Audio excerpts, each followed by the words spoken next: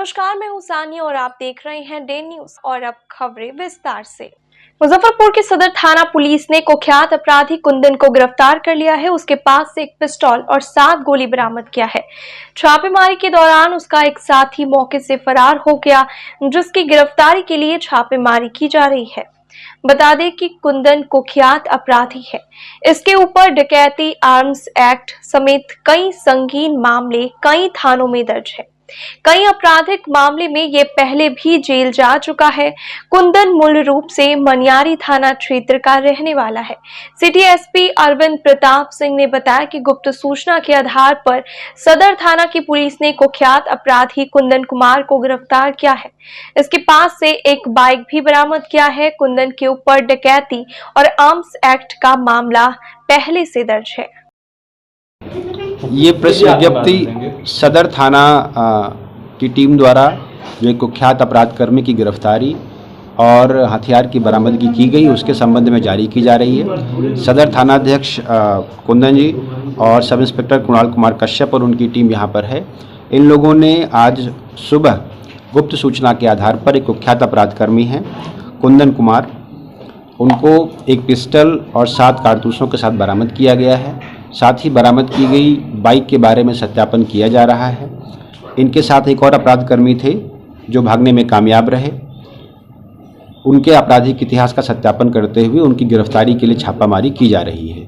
ये जो कुंदन कुमार हैं, इनका सदर थाना में डकैती और आर्म्स एक्ट को लेकर कांड, इनके ऊपर पहले से कांड दर्ज रहे हैं और सदर थाना के अतिरिक्त अहियापुर, मिठनपुरा, रेल थाना और मनियारी, इन थानों से भी ये गंभीर किस्म के अपराधों में पूर्व में भी जेल जा चुके हैं।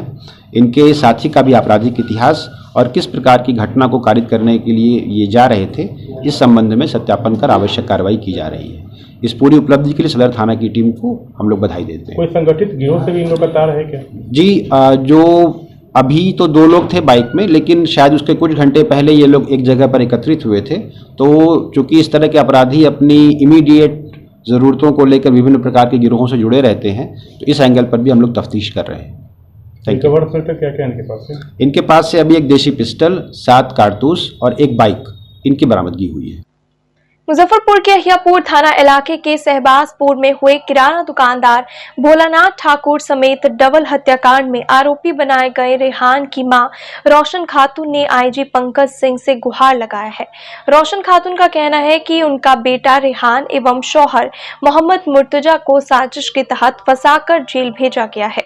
उन्होंने आईजी से निष्पक्ष जांच कर कार्रवाई करने की मांग की है।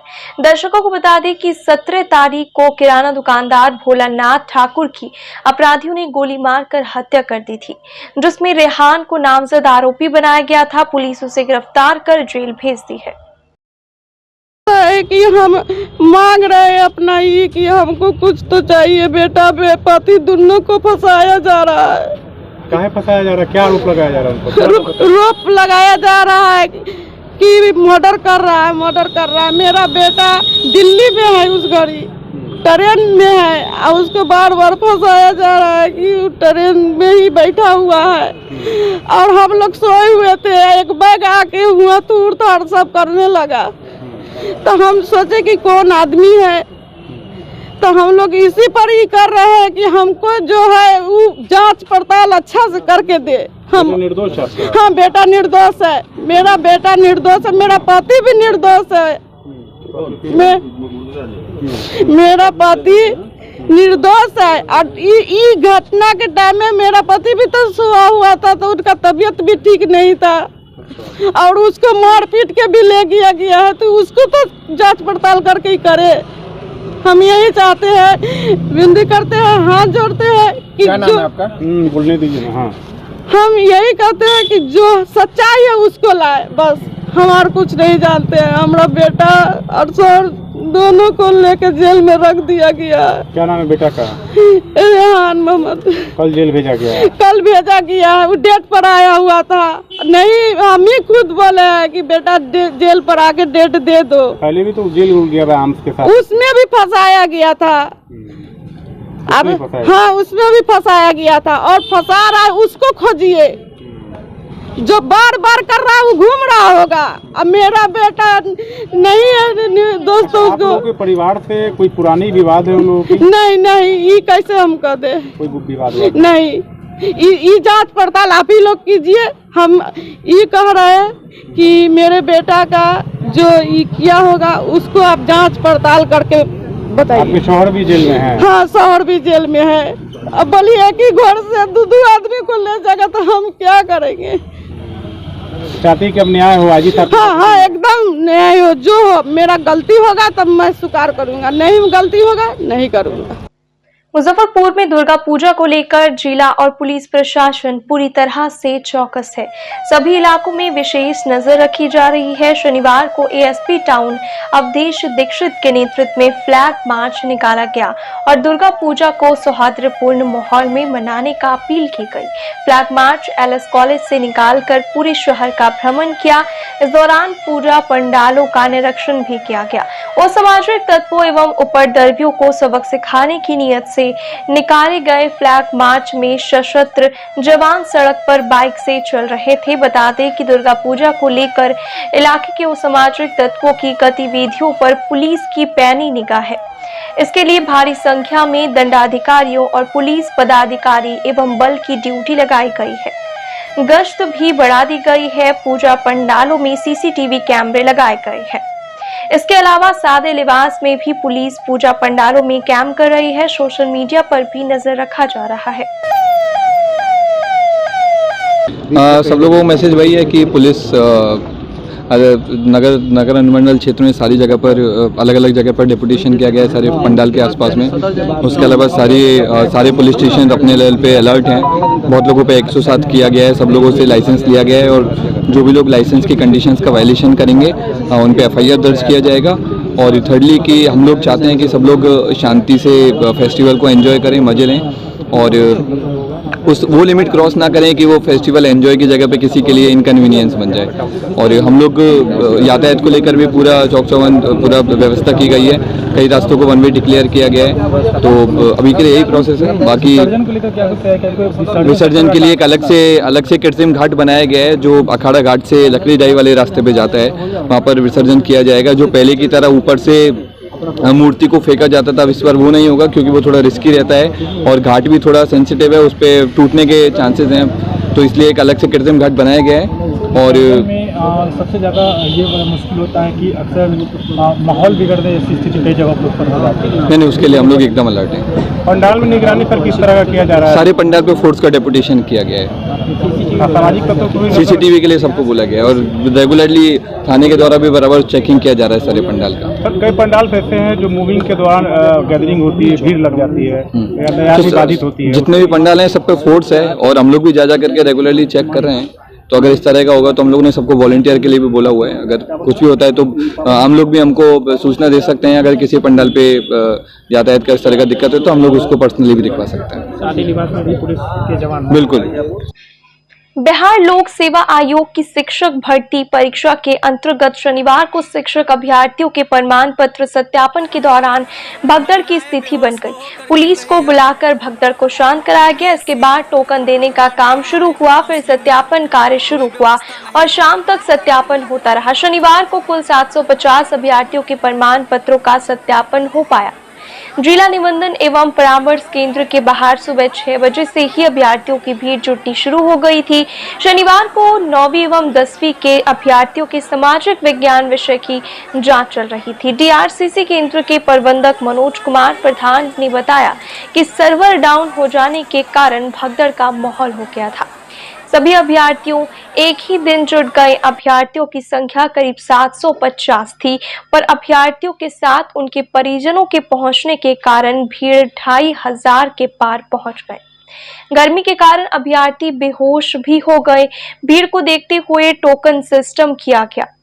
इस दौरान जिनके 20 टोकन लेने की होड़ शुरू हो गई।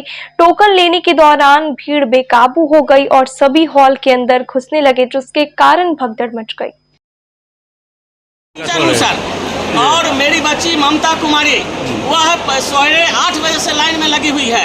और वो धक्का मार करके बेहोश कर दिया गया। लड़का लड़की दोनों का लाइन एक साथ कर करके यहाँ के प्रशासक जो है उसको सही नहीं कर रहे हैं, यह उचित नहीं है। गार्जियन अंदर क्यों जाएंगे? जब लड़का और लड़की को दोनों का साइड अलग अलग हो जो है तो वहाँ कोई परेशानी नहीं होगी जो है। नाम क्या होता है? हमारा नाम हुआ चन्नू प्रसाद साहब। कहाँ से आए हैं? हम आए हैं जो है चंदवाड़ा से। मतलब कि यहाँ पे जब देख रहे हैं सब बेहोश होकर नीचे गिर रहे हैं, लेकिन कुछ प्रशासन का बच्ची बेहोश होकर नहीं रहा है, धक्का कुछ नहीं कर रहा है। यहाँ किसी का यही बोला जा रहा है गर्ल्स और बॉयज एक साथ किया जाएगा, कैसे होगा? मतलब बार लाइन छोड़ा जा रहा है। टोकन से व्यवस्था किया गया था, मैंने कहा है किया गया था, धक्का देकर के कहते हैं कि जाइए ना आप। मैंने दिक्कत है ओटीपी का मामला जी। महिलाओं और पुरुषों के लिए अलग अलग लाइन भी नहीं बनाई गई है। दोनों का जो है सेम कर दिया है लाइन, सब महिला पुरुष जो है अलग अलग काउंटर भी अलग नहीं अलग किया नहीं है, अलग करना चाहिए था लेकिन अलग नहीं किया है।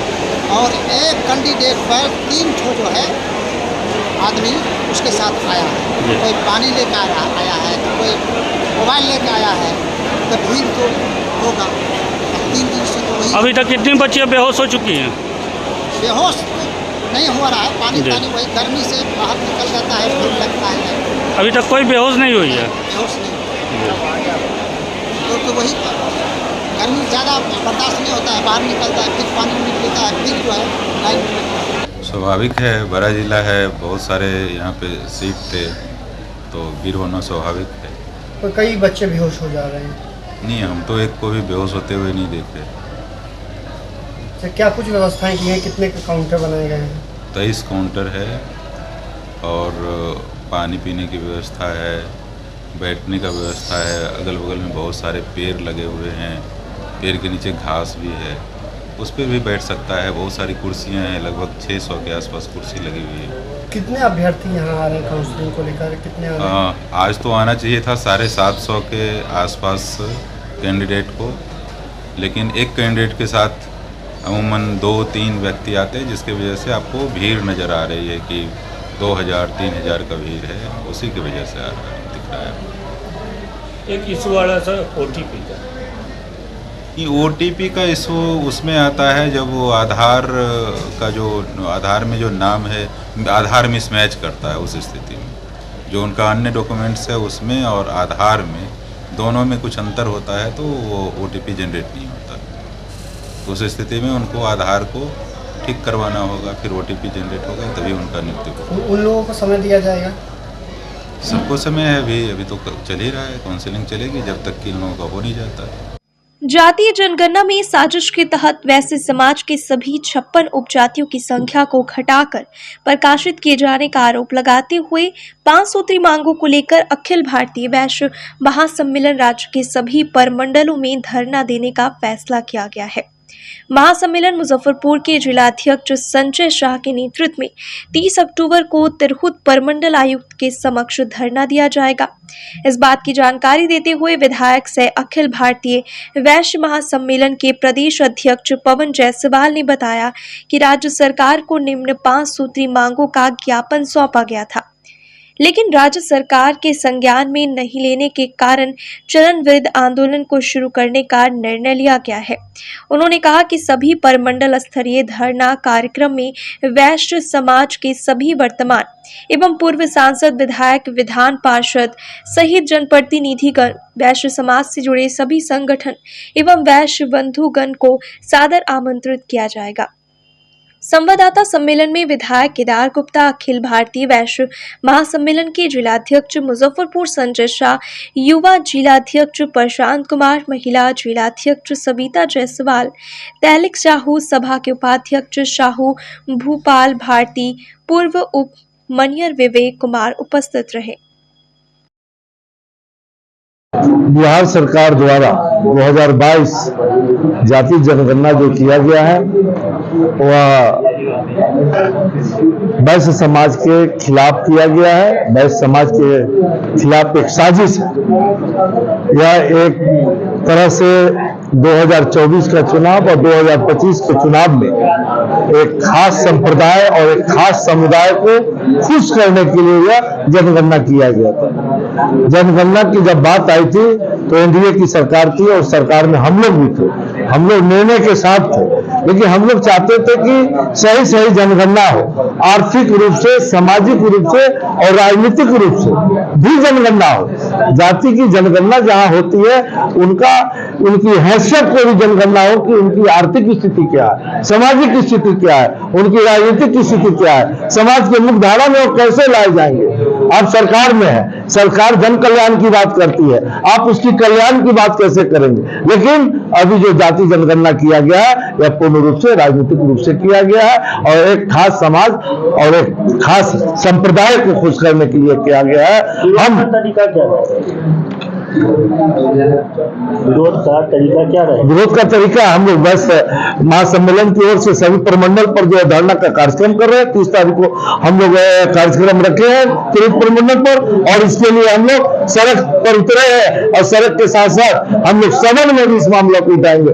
6 नवंबर से विधानसभा खुलने वाला है। विधानसभा सत्र में हम सामूहिक रूप से सभी समाज, जो भी समाज अपने को ठगा हुआ महसूस कर रहे हैं, मैं तो समझता हूं कि एक आध दो समाज को छोड़ करके सभी समाज के लोग इससे दुखी है और अपने को ठगा सा महसूस कर रहे हैं। हम सभी समाज के साथ मिलकर के हम सड़क से लेकर सदन तक लड़ाई लड़ेंगे और सरकार को मजबूर करेंगे कि आप सही दिशा में या इसका प्रकाशन। देखिए, जातीय जनगणना होना न ये किसी को तोड़ने की बात है न किसी को जोड़ने की बात है। जातीय जनगणना नारा हर व्यक्ति, हर समाज अपने हित के नारा देता है, लेकिन जनगणना से किसी को लॉसेज नहीं है। हम लोग सरकार में थे और सरकार के पार्ट थे और हम लोगों ने जनगणना का निर्णय लिया था, लेकिन हम लोगों ने वास्तविक जनगणना का निर्णय लिया था। लेकिन राज्य में घोटाले वाली सरकार है, सैकड़ों घोटाला इनके नाम पर है महागठबंधन की सरकार पर। इस बार इन्होंने जातीय जनगणना में घोटाला करके एक ऐतिहासिक पुरुष बनने का काम इन लोगों ने किया है। ये काफी गलत चीज है। किसी भी समाज का आंकड़ा को घटा के प्रस्तुत करना कहीं से उचित नहीं है। इसलिए हम लोग इसका विरोध कर रहे हैं और अखिल भारतीय बैस महासम्मेलन के द्वारा हम लोगों ने निर्णय लिया है। उस निर्णय के तहत त्रित प्रमंडल में धरना हम लोग 30 अक्टूबर को देने जा रहे हैं। सारण में भी 30 अक्टूबर को दे रहे हैं। 11 बजे से धरना कार्यक्रम है और हम लोग एक ऐसा माहौल राज्य में तैयार करेंगे कि सभी जाति वर्ग के लोग इस विषय पर एक साथ होकर और सरकार का ढोल का पोल खोलने का काम करेगा। वैश्य समाज किसी एक जाति विशेष से तो बंधा हुआ रहता नहीं और एक जाति विशेष से होते भी नहीं है। उसके बावजूद सिर्फ जातियों की बात जब की जाती है तो कहीं ना कहीं धर्म कमजोर पड़ता नजर नहीं आता। बिल्कुल नहीं। देखिए, हर व्यक्ति, जैसे हम अगर कलवार समाज से आते हैं तो हम जब जाति प्रमाण पत्र बनवाते होंगे तो हम उसमें कलवार लिखते हैं। कोई कानू समाज से होंगे तो कानू लिखेंगे, कोई राजपूत होंगे तो राजपूत लिखेंगे। तो जब जाति लिखेंगे तो जाति के विषय पर हम चर्चा क्यों नहीं कर सकते? हर व्यक्ति अगर अपने समाज को सामाजिक काम की ओर ले जाए, जागरूकता से काम करे, हर व्यक्ति अगर जागरूक हो जाए तो पूरा समाज जागरूक, पूरा देश जागरूक हो जाएगा। इसलिए हम लोग की इतनी पहुंच नहीं है कि पूरे बिहार को कोई पैगाम दे सकते हैं। इसलिए वैश्य समाज अपने बात कर रहा है, दूसरा समाज अपनी बात करेगा और सभी लोग राज्यहित की ही बात करेगा। और ये गलत चीज है। जो प्रक्रिया इन लोगों की सरकार में अपनाया गया है कि जनसंख्या को घटा के और दूसरे जाति के जनसंख्या को बढ़ा के राज्य के लोगों पर एक दबाव बनाया जा रहा है कि ये 4 जाति मिलके मेरा आबादी इतना हो गया, हम सरकार बना लेंगे। हम लोग इसका विरोध कर रहे हैं। वो 4 जातियां अपने ही मुल्कों से क्या प्रस्तुत करना चाह रहे हैं? किसी को 19%, किसी को 9%, किसी को कुछ। सभी जाति को आप बिखेर दिए और दूसरे की संख्या को आप एक जगह प्रकाशित कर रहे हैं तो दबाव ना बना रहे हैं। राज्य में अगर 300 जाति है, 300 का अलग अलग आंकड़ा आप मंगाते, तो किसी एक जाति के 10 गो जो ग्रुप है उसको मिला के एक जगह कर दिए और उसका आंकड़ा प्रस्तुत कर दिए और कोई जाति का 56 जगह बांट के आप आंकड़ा दे रहे हैं। ये गलत है। हम लोग देखिए किसी समाज का विरोध नहीं कर रहे हैं। हम लोग व्यवस्था में सरकार ने जो घृणित काम किया हम लोग इसका विरोध करते हैं। जो आंकड़ों की बातचीत की गई है, आपको क्या लगता है कारण? अभी मैंने 35 लोगों में से पूछा तो 8 लोगों ने कहा कि हमारे घर पर जनगणना कर्मी नहीं गए थे। तो 35 में 8 कह रहा है, ये बात आप कल्पना कर लीजिए कितना % के घर तक नहीं गया। हम लोग क्या मांग कर रहे हैं? हम लोग मांग कर रहे हैं कि राज्य सरकार एक प्रखंड वाइज टोल फ्री नंबर जारी करे। उस टोल फ्री नंबर पर चाहे किसी भी जाति का छूटा हुआ लोग है वो अपना टोल फ्री नंबर पर शिकायत दर्ज करेगा और सरकार का कर्मी उसके घर तक जाके जनगणना में उसको शामिल करे। ये तो सभी जाति के हित की बात है। इसलिए हम लोग का मांग राज्य के हित में है और राज्य सरकार अगर ध्यान नहीं देंगे तो सड़क से लेके सदन तक तो हम लोग लड़ेंगे ही। श्री बाबू को बिहार केसरी इसलिए नहीं कहा जाता है कि वो बिहार के प्रथम मुख्यमंत्री थे, अपितु तो आधुनिक बिहार के निर्माता थे। उनके प्रयास से उस समय Barauni refinery, Bharat heavy engineering, Ranchi Bokaro में स्टील प्लांट, रासायनिक खाद कारखाने का निर्माण कराया। श्री कृष्ण की 136वीं जयंती पर जिला कांग्रेस कार्यालय में आयोजित समारोह में ये बातें जिलाध्यक्ष अरविंद कुमार मुकुल ने कही। नगर विधायक विजेंद्र चौधरी ने कहा, श्री बाबू भारतीय स्वतंत्रता संग्राम में भी अपनी महत्वपूर्ण योगदान दिया और संयुक्त बिहार का बड़ा हिस्सा उनके सूझबूझ से राज्य पुनर्गठन में बंगाल जाने से बच गया। मौके पर उपस्थित उमेश कुमार, राम, रिजवान अहमद एजाजी, नवल किशोर शर्मा, कौशल किशोर चौधरी सहित उपस्थित अन्य नेताओं ने भी श्री बाबू के तैलचित्र पर पुष्प अर्पित कर नमन किया। प्रथम मुख्यमंत्री श्री कृष्ण सिंह जी महान स्वतंत्रता सेनानी और ऐसे प्रधानमंत्री के रूप में उनको कहा जाता था और उनके मुख्यमंत्री बनने के बाद जिस समय बिहार, झारखंड एक और शायद बंगाल भी एक था, उस समय काफ़ी विकास हुआ। बिहार का विकास जो है आप देख रहे हैं, बरौनी रिफाइनरी से लेकर राजेंद्रपुर मोकामा का और हटिया का जो फैक्ट्री है, जो भी उद्योग लगा है आपको पूरे बिहार झारखंड में, उसमें श्री बाबू का अहम भूमिका था। और श्री बाबू जमींदारी प्रथा को ख़त्म किए। श्री बाबू दलित समाज को बाबा बैद्यनाथ देवघर में दर्शन करने का, जल ढारने का अगुवाई किए। श्री बाबू एक ऐसे नेता थे जो दलित, शोषित, पिछड़ा सभी समाज को लेकर चलने वाले थे। ऐसे महान स्वतंत्रता सेनानी प्रथम मुख्यमंत्री श्री कृष्ण सिंह जी को हम सत नमन करते हैं जिला कांग्रेस कमेटी की ओर से। बिहार के प्रथम मुख्यमंत्री श्री कृष्ण सिंह की जयंती पर मुजफ्फरपुर के गोबरसही गुमटी हनुमान नगर स्थित भाजपा नेता डॉक्टर अशोक शर्मा के आवासीय कार्यालय में आयोजित समारोह में श्री कृष्ण सिंह को श्रद्धा सुमन अर्पित किया गया। भाजपा नेताओं ने श्री कृष्ण सिंह की तस्वीर पर माल्यार्पण कर उनके योगदान पर चर्चा की। डॉक्टर अशोक शर्मा ने कहा कि श्री बाबू जात पात में विभेद नहीं करते थे, दलितों के काफी बड़े हिमायती थे। देवघर मंदिर में दलितों को प्रवेश दिलाने के लिए कितनी बार लाठी खाई थी। श्री कृष्ण सिंह ऐसे मुख्यमंत्री थे जो समाज के सभी वर्गों को आगे ले जाने का काम किया। जयंती समारोह के बाद दुर्गा पूजा के सप्तमी पर फलाकार का आयोजन किया गया, जिसमें कई गणमान्य लोग शामिल रहे।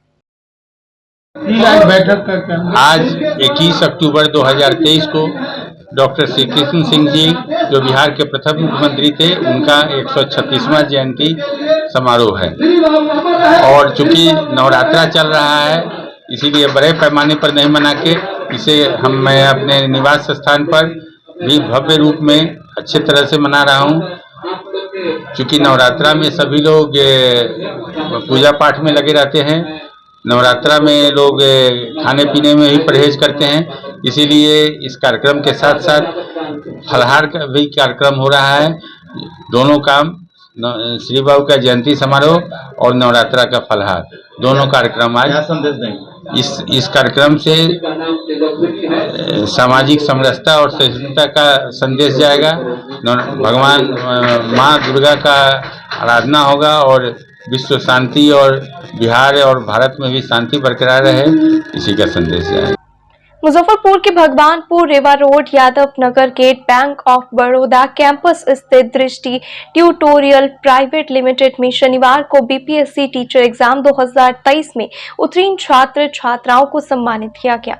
कोचिंग के 95% स्टूडेंट इस एग्जाम में सफलता हासिल किए हैं। उत्तीर्ण छात्रों को चुनरी और मोमेंटो देकर सम्मानित किया गया। संस्थान के छात्र छात्राएं अपनी सफलता का पूरा श्रेय डायरेक्टर राजीव कुमार एवं यहाँ के शिक्षकों को दिया है। छात्राओं ने कहा कि जितनी मेहनत यहाँ के छात्र छात्राएं करते हैं उससे कम यहाँ के शिक्षक नहीं करते हैं। वहीं डायरेक्टर राजीव कुमार ने सभी सफल अभ्यर्थियों के उज्जवल भविष्य की कामना करते हुए बताया कि पहली बार हुए इस एग्जाम में यहाँ के छात्र कैसे सफल हो इसका हर संभव ख्याल रखा गया। उन्होंने कहा कि ईमानदारी से किसी भी प्रतियोगिता की तैयारी की जाए तो सफलता जरूर मिलती है और ये संस्था अपने रिकॉर्ड को बरकरार रखा है। बहुत खुश हूँ, मेरा रिजल्ट आ गया और इस टीम का मतलब दृष्टि पूरी टीम का बहुत अच्छा सहयोग रहा। यहाँ के जो भी टीचर है सारे लोग काफ़ी कोऑपरेटिव है, काफ़ी मेहनत और लगन से उन्होंने पढ़ाया, एक अच्छा गाइडलाइन दिया है ना, एक सही रास्ता बताया, ठीक है, और जिसकी वजह से आज हम यहाँ हैं। क्या रहा है इनका सफ़र मेरा तो सर बहुत कठिन था, इतना कि मतलब हमारी लाइफ की जिसे या किसी भी लेडीज़ की लाइफ में मतलब इतना दुख तो आ ही नहीं सकता है। कौन सा दुख है जो नहीं आया मेरी लाइफ में, ये बताना ही नहीं है। औरत की लाइफ में जो जो दुख आता है पूरी लाइफ में जितना नहीं कोई सहा होगा उससे ज़्यादा हम 10 साल के अंदर में सह चुके हैं। लेकिन फिर भी हम सोचे कि नहीं, मतलब रोने पिटने से तो कुछ होने वाला है नहीं। जब तक हम जिंदा हैं तब तक तो संघर्ष करते रहना है हमको, और संघर्ष करेंगे। जब तक नहीं होगा जॉब तब तक लड़ते रहेंगे। लेकिन दृष्टि में आए हुए हमको बस 3-4 महीने ही हुए हैं और 3-4 महीने में हमारी ये सफलता है, तो इससे खुशी की बात और कुछ नहीं हो सकती है। और दृष्टि के लिए हम पूरी ज़िंदगी आभारी रहेंगे। कैसे सहयोग रहा है? समय कैसे मैनेजमेंट करते हो? सर समय तो मतलब यहाँ से तो मैं 2 बजे जाती थी, पार्ट टाइम मतलब करती थी, क्योंकि मेरे बच्चे का स्कूल 1:30 बजे तक होता था, ये भी 2 बजे तक घर पे आता था। तो किसी तरह मैं यहाँ से 2 बजे निकल जाती थी, फिर जाके घर पे चावल बना के खाना खिला के इसको, और फिर उसके बाद सिलाई पे बैठ जाती थी। और सिलाई के पास ही मोबाइल रख के मैं उस पे पहले तो ऑनलाइन कुछ पढ़ती थी, फिर यहाँ से जब गई तो यहाँ से जो नोट्स मिलता था तो उस सबको मैं जब बच्चों को सुला देती थी 10 बजे 11 बजे, तो 11 बजे रात से लेके 12 बजे 1 बजे तक मैं सेट बनाती थी, पढ़ाई करती थी। फिर सुबह 5 बजे उठ के फिर खाना बनाना, फिर ऑफिस आना है, फिर वही शेड्यूल चलते रहता था। तो वैसे लोग जो बीपीएससी का तैयारी करते हैं, जिनका शादी हो जाता है, टूट जाते हैं वो लोग, उसके उनके लिए क्या कुछ संदेश रहेगा? सर ऐसा कुछ नहीं है कि शादी के बाद हम पढ़ाई नहीं कर सकते। हम शादी के बाद पीजी किए हैं, शादी के बाद ही डीएलईडी किए हैं। और बता तो दिए कि जितना मेरे लाइफ में कष्ट आया उतना भगवान, मैं दुआ करूँगी कि किसी भी औरत की लाइफ में वो नहीं आए। लेकिन हमने बस, हमारे एक गुरु ही हैं जिनसे हम पढ़ते थे, पहले कंपटीशन की तैयारी करते थे कुछ दिन पहले बैंकिंग वगैरह का, तो एज ख़त्म हो गया तो उसके बाद वो छोड़ दिए थे। वो कहते थे बस हमको कि अगर आप मुस्कुराना बंद कर देंगी तो उससे समस्याएं तो कम नहीं हो जाएंगी क्या, लेकिन अगर मुस्कुराती रहेंगी तो ज़रूर है कि समस्याओं का हल निकल जाएगा। क्या माइंड फ्रेश रहेगा, दिमाग जब एक्टिव रहेगा और मुस्कुराते रहेंगे, खुश रहने की कोशिश करेंगे तो कोई ना कोई हल तो ज़रूर ही निकलेगा। इसलिए कितने महीनों में प्रिपरेशन पूरा किए हैं आप? हम तो बस 2 से यहाँ आए हुए, मतलब लगभग आधा बैच तो निकल ही गया था, आधा बैच में ही हम पढ़ पाए थे। लगभग जून जुलाई से हम शुरू किए थे, लगभग अप्रैल से बैच चल रहा था यहाँ पे, और हम जुलाई से शुरू किए थे यहाँ पे पढ़ाई करना। ऑफिशियली 29 हम लोग के पास सूचना है, ऐसे तो सूचना ज़्यादा के लिए, जिनका हमारा यहाँ हमारे इंस्टीट्यूट में माना जाता है कि जब तक आप एविडेंस नहीं देंगे, एडमिट कार्ड और स्क्रीनशॉट जो हम मिलान करते हैं, तो 29 ऐसे जो 10+2 और 1 to 5 ये सब मिला के है। बीपीएससी की तैयारी करने का समय बहुत कम दिया गया था, कितना मुश्किल था कि इसमें? बहुत मुश्किल था, बहुत कठिन था, और हम अपने शिक्षकों का अगर साथ नहीं मिलता तो शायद हमारे लिए पॉसिबल नहीं था। रात भर शिक्षक हमारे नोट्स बनाते थे, और दिन में इन लोग का तो 6-6 घंटा क्लास करवाएं। पहले तो स्टार्ट में 2 घंटे थे, एक ही बैच हमने चलाया और लगभग बच्चों का सिलेक्शन हुआ। ये परसेंटेज अगर देखेंगे तो जो बीएड थे सिर्फ वही छठे, जितने डीएलएड थे लगभग सारे सबका हो गया। और आश्चर्य है कि ऐसे ऐसे थे जो 8 साल 10 साल पढ़ाई छोड़े हुए थे। तो हमारे ऊपर एक दृष्टि के ऊपर, क्योंकि बैंक रेलवे एसएससी के लिए तो हम लोग जाने जाते थे, ये नया था बीपीएससी टीचर, हमारे लिए एक चैलेंज था कि अगर हम रिजल्ट नहीं देंगे तो लोग क्या कहेंगे कि दृष्टि में भी रिजल्ट नहीं। और हम पूरे टीम को बैठाते थे, हम लोग 11 बजे 12 बजे रात को यहाँ से जाते थे सारे लोग। कभी कभी तो हम लोग यहीं खाना सारे टीचर खाए हैं, रात में नोट्स बनता था और दिन में हम लोग पढ़ाते थे। सर अक्सर छात्रों के जीवन में जो है आर्थिक परेशानी आ जाता है, ऐसे में दृष्टि का क्या कुछ है? देखिए, दृष्टि में कोई आर्थिक परेशानी जैसा कि आप सुन ही चुके हैं, क्योंकि हम तो अपने स्टाफ को प्रेरित करते हैं और सैकड़ों ऐसे स्टाफ हमारे हैं जो डिफरेंट संस्था अच्छे ऑर्गेनाइजेशन में काम कर रहे हैं। अगर वाकई में आर्थिक परेशानी है तो 1 रुपया आपका फीस है या 1 सिक्का वो भी नहीं है, तो सब कुछ हम प्रोवाइड करते हैं। और आज से नहीं, वर्षों से कोई आर्थिक परेशानी यहाँ ये बच्चों का ही इंस्टीट्यूट है। ये इंस्टीट्यूट खोला ही गया था इसी के लिए, 4 चटाई से इसकी शुरुआत हुई थी। सर आम बच्चों के लिए क्या कुछ संदेश है? तैयारी देखिए, अभी हमारे पास अभी फिर एक चैलेंज हमारे लिए है कि बिहार में अभी बहुत साल बाद 14 में बिहार में निकला था आपको इंटर बीपीएससी इंटर, ये बिहार एसएससी इंटर लेवल, उसमें भी बहुत सारे बच्चे मेरे गए। अभी एक चैलेंज हमारे पास आया और अब उस चैलेंज के लिए हम पूरी टीम लग गए हैं कि उनमें सारे बच्चों को फिर आप लोग को बुलाएं और उसमें एक लंबी भीड़, एक लंबी रेखा खींचे। और आम बच्चों के लिए जी क्या नाम है? कैसे तैयारी करें जो बच्चे तैयारी कर रहे हैं? देखिए, बच्चे की तैयारी के लिए ये कोई ज़रूरी नहीं है कि किसी इंस्टीट्यूट में, हम एकदम से कट बोलते कोई इंस्टीट्यूट हो, कोई टीचर हो, ये भावना अंदर में प्रेरणा डाल दीजिए। हमने इन लोगों को यही डाला, प्रेरित किया कि तुम अगर नहीं सिलेक्शन लोगे तो तुम्हारा जीवन में कुछ भी नहीं है, क्योंकि 3 पीढ़ियाँ तुम पे आधारित है, पिता, माता और अपना जीवन और अपने बच्चों का जीवन। और ये प्रेरणा अगर किसी में आ गया ना, जिसने मान लिया वो हार गया और जिसने ठान लिया वो जीत गया। चलिए कि बच्चे आजकल हमें व्यथा होती है, हम तो 95 से पढ़ा रहे हैं बच्चों को।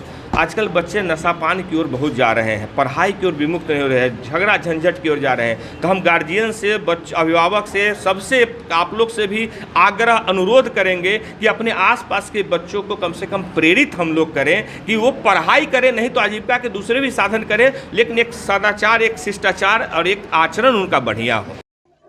माँ दुर्गा की पूजा हो और डांडिया ना हो तो कुछ अधूरा सा लगता है। नवरात्र के अवसर पर शुक्रवार की रात मुजफ्फरपुर के सिकंदरपुर स्थित रत्ना पैलेस में फोनिक्स इवेंट्स की ओर से डांडिया नाइट का आयोजन किया गया, जिसमें एक से बढ़कर एक हिंदी फिल्मी गाने, गुजराती और पंजाबी भक्ति गीतों के धुन पर महिलाएं खूब झूमती नजर आई। डांडिया नाइट कार्यक्रम में छोटी बच्चियों से लेकर महिलाओं ने जमकर नृत्य किया। फिल्मी और भक्ति गीतों के धुन पर सभी ने डांस किया। लोगों में काफी उत्साह देखने को मिल रही है। मुजफ्फरपुर में जगह जगह डांडिया नाइट और भक्ति जागरण का आयोजन हो रहा है। माहौल भक्ति में हो गया है, पूरा शहर माँ दुर्गा की आराधना में लीन है। बहुत अच्छा, हाँ बिल्कुल, आप लोग देख सकते हैं हम लोग कितना एंजॉय कर रहे हैं। बहुत अच्छा लग रहा है, बहुत एंजॉय कर रहे हैं, बहुत खुशी मिल रहा है यहाँ आके।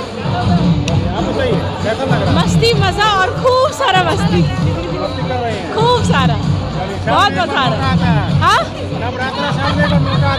बिल्कुल बिल्कुल, यही तो 9 दिन है जिसमें हम लोग एंजॉय कर सकते हैं।